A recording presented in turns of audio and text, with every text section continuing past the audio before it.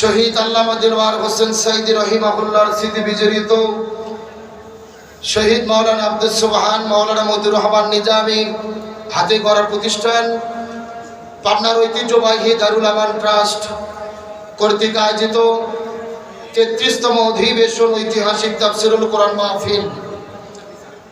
ঐতিহাসিক তাফসিরুল কোরআন মাহফিলের সম্মানিত সুযোগ্য সভাপতি, প্রধান অতিথি, বিশেষ অতিথি, আমন্ত্রিত ওলামায়ে কিরাম, বিশেষ করে যারা আহ্বানে সাড়া দিয়ে পুরো পাবনা অঞ্চল থেকে হাজার হাজার তৌহিদি জনতা এখানে উপস্থিত হয়েছি।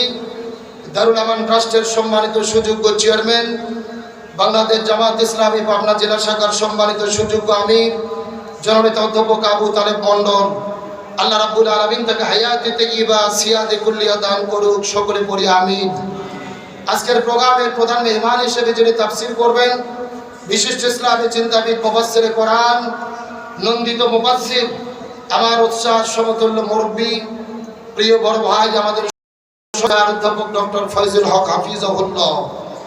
আমরা প্রিয় স্যারের জন্য দোয়া করি, আল্লাহ তাআলা তাকে মান সম্মান ইজ্জত আরো বৃদ্ধি করে দিক, সকলে পড়ি আমিন। তার সামনে উপস্থিত দিনদার পরেশগার ইমানদার মুত্তাকি ভাইরা, পর্দার অন্তরালে অবস্থানরত মা এবং বোনেরা, সকলের প্রতি শ্রী মোতাবেক শুভেচ্ছা জ্ঞাপন করে এই মুহূর্তে জানতে চাচ্ছি পাবনাবাসী আপনারা সকলে কেমন আছেন? আলহামদুলিল্লাহি রাব্বিল।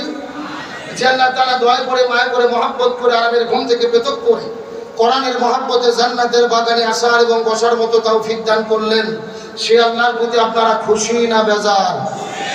কম না বেশি? যদি হয়ে থাকেন খুশি, মুখে নিয়ে হাসি, উঁচু করে কাল্লা চিৎকার করে পড়তেছে আলহামদুলিল্লাহ। আরো জোরে বলি আলহামদুলিল্লাহ।